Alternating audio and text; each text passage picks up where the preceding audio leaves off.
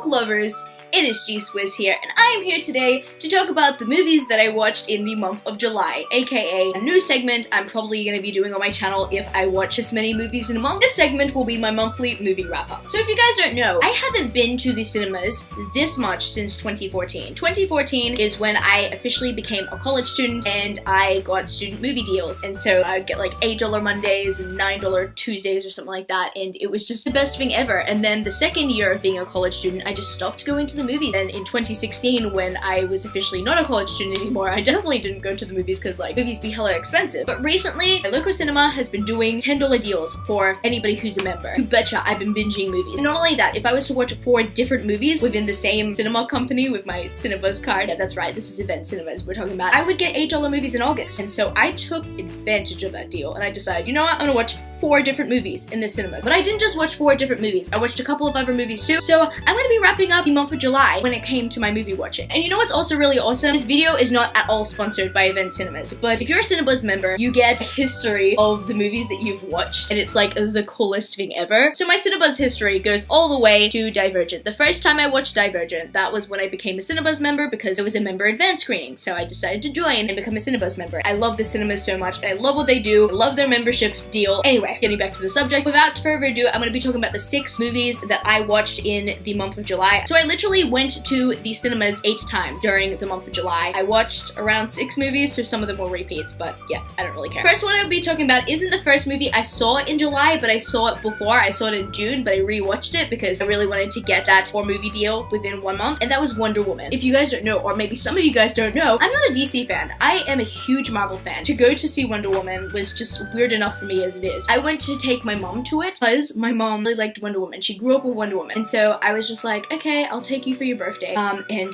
guys, this movie was phenomenal. It was amazing. What I love about this movie so much is that it wasn't preachy, it wasn't protesty, but it was relatable. And not only that, I love to see how Wonder Woman has a heart for humanity. I think that's the most important trait that a superhero can have, because that is what a superhero needs to drive them to actually fight crime. I feel like superheroes need to display their love for humanity rather than just showing the fact that they have a tragic backstory and they're doing this because they're just wanting to defeat the enemy and they're just wanting to take it out on somebody. If you're wondering, no, that is not the point or the purpose of superheroes. And sometimes, you know, we can make it the point and purpose of superheroes. But I love what Wonder Woman did, because the point and purpose of being a superhero in the world is to actually fight for humanity, to actually save humanity. I loved that so much about this movie. I loved the overall message of it. I loved that it wasn't too preachy. It was relatable for everybody. Guys can relate to it, girls can relate to it, everybody can relate to it. And I understand that a lot of feminists are really mad about it because it didn't have a preachy feminist message, but you know what? I really don't care. Seriously, when I'm seeing a superhero movie, I want a superhero movie. And this was a perfect superhero movie, but it wasn't just the perfect superhero movie. It was the perfect female-led superhero movie. This is the female-led superhero movie that we need. I love that they treated her like a superhero and not like a female superhero. I know that she was in the time period, and the time period would have affected the way that people saw her, and so that's why it wasn't as much of a feminist time period. Ladies weren't allowed to vote, they weren't allowed to be within government meetings or anything like that, and so that part of the movie made sense. And a lot of people get mad about that, but like, that's history for you guys. It's a historical timepiece. I really feel like it was important that this movie treated Wonder Woman as a superhero rather than just a female. I really did like that a lot, and I like that she was relatable to everyone. And so I gave this movie a 4.5 out of 5 stars. It was definitely so close to 5 out of 5 stars, but there's some things about the DC extended universe that I don't really understand, like just the DC universe in general. So the next one I watched was one I watched 3 times. Actually, technically, does the 3rd time count? I watched it on the day that I got my heart broken, and so I wasn't able to focus that 3rd time. But I literally watched it trying to get my mind off of the heartbreak, so it was just like very interesting. But the first 2 times, I watched it within 24 hours. It's Spider-Man Homecoming.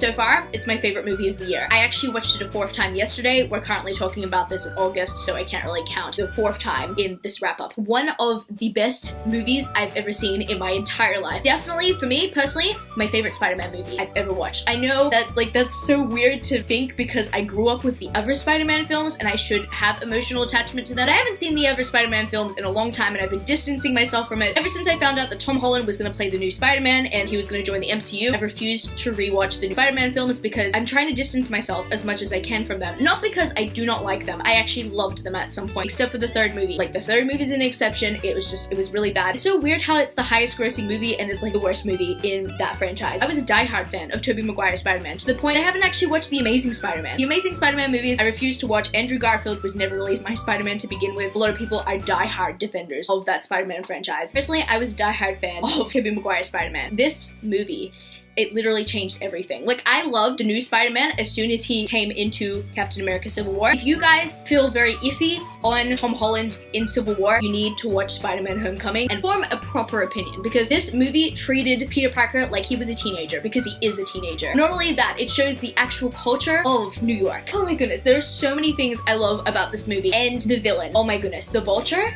Perfect villain. Very commonly said that the MCU has a villain problem, and to some extent I can agree. For example, Ronan the Accuser was a fail, like, in my personal opinion. I also think Ego the Living Planet was a fail. Guys, don't kill me, but I personally think that he was a fail, and I personally think that he shouldn't have been in Guardians of the Galaxy Volume 2.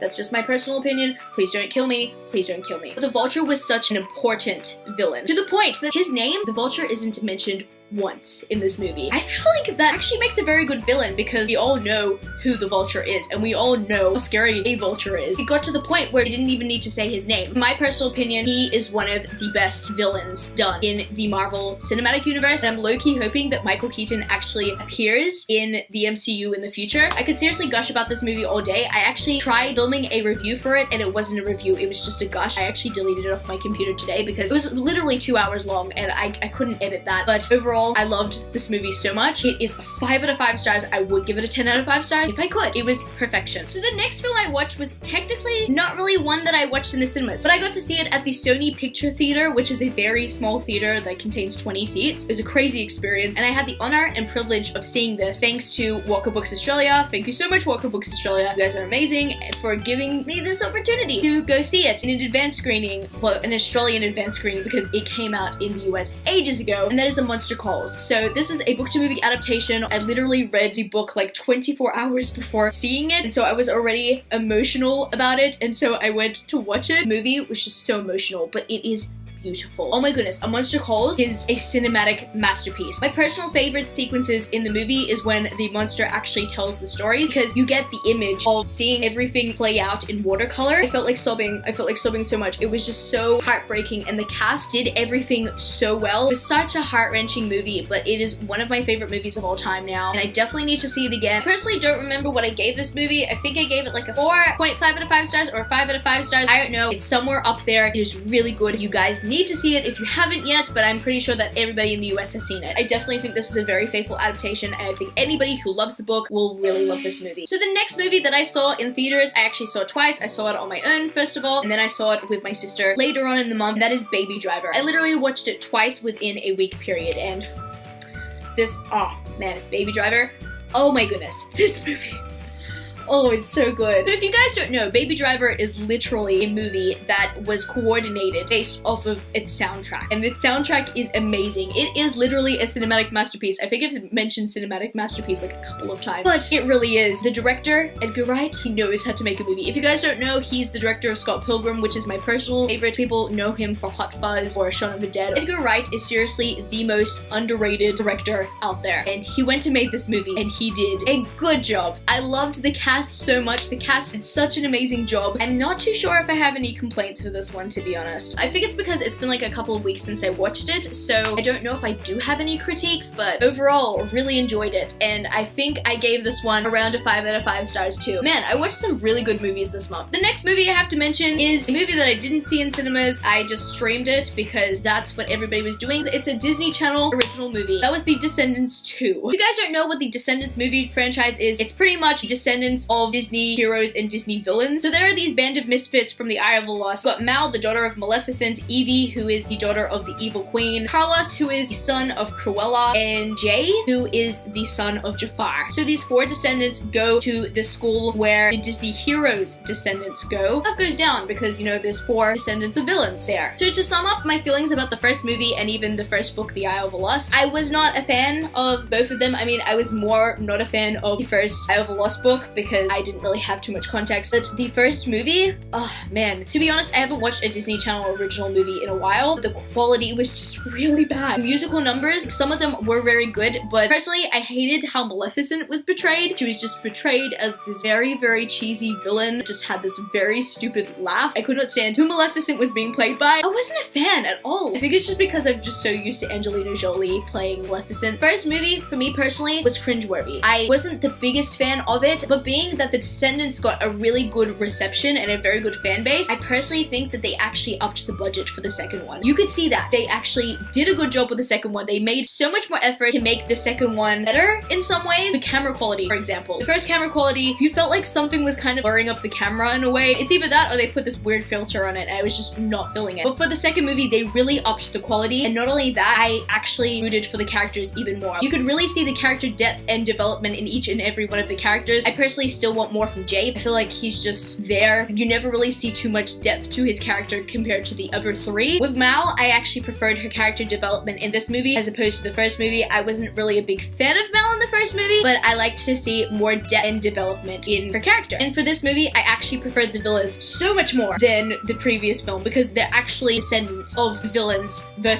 the other descendants of villains. And I felt like that made the plot so much more interesting. Let's talk about the soundtrack. The soundtrack was actually so much better than the first one. Seriously, significantly better to the point that I think I would actually listen to it in my spare time. I mean, let's be real, guys. I'm a 21-year-old critiquing a kid's movie. Like, this is so funny. Overall, I did actually enjoy this one, and it was less cheesy than the first one. Yeah, I'm probably gonna watch the third one. To be very honest, I actually watched this the day after I got my heart broken because I wanted to forget about it. To watch a Disney Channel original movie about, you know, princes and princesses and all that stuff. Yeah, not really the best idea when it comes to that stuff, but hey, let's be real, it was fun while it lasted. Overall, I think I gave this one like a 3.5 out of 5 stars. Definitely significantly better than the first, my personal opinion. The last movie I watched was Despicable Me 3. I did like the first two, but I actually really liked the third one. A lot of people didn't actually know where they stood with the third one. I think it's also because it was released on a really bad weekend for the box office, and so it actually didn't really do well for the box office, but it actually beat the box office record for Shrek, which is crazy to think about. So I watched this one because I had to make up a fourth movie when it came to the amount of movies that I watched in July, and personally, I didn't want to see Dunkirk. The reason why I didn't want to see Dunkirk is not because of Christopher Nolan. It's just personally, I don't do too well with war movies or depressing movies that have like very depressing themes. Last thing I want to see is people in peril and dying. Also, I didn't want to go see War of the Planet of the Apes because I haven't watched the previous movies, but that movie looked so badass. Like, I was actually tempted to just watch the third one because the first two just looked very lame, but the trailer for the third one looked amazing. And I didn't want to see Transformers because that franchise is just trash. So that left me with the choice of either Cars 3 or Despicable Me 3. Cars, it's been ages since I watched the first two movies, and it has been ages since I watched the first two Despicable Me movies, but I decided to go with Despicable Me 3, and I did not regret that decision. I loved this movie. It was so fun, it was so quirky, it was so mindless. I actually liked the villain in this one. The villain was actually really funny and very nostalgic. Definitely personally think that parents will actually appreciate the villain because he's like an 80s or 90s kid, and I personally think that that made the movie a lot more fun and a lot more colorful. You get introduced to Gru's brother. To even see that was just really fun. This was just a mindless movie for me. I wasn't actually expecting too much. In fact, I had the lowest expectations going to this movie, but they were actually exceeded. So overall, I gave this one a 3.5 out of 5 stars as well. I did enjoy it. It wasn't the best movie ever, but I personally like the soundtrack because Pharrell Williams. I think that Pharrell Williams is a very underrated artist. I know he's famous and stuff, but I feel like he's very underrated for where he's at. I like the fact that his music was in this movie. Oh my goodness. One thing that I think that they shouldn't have actually done, in one scene, they played a song from Migos, and it was Fight Night. If you guys have heard the song, I'm not even gonna like quote the lyrics right now because it's inappropriate, but the fact that they played Fight Night in this movie once,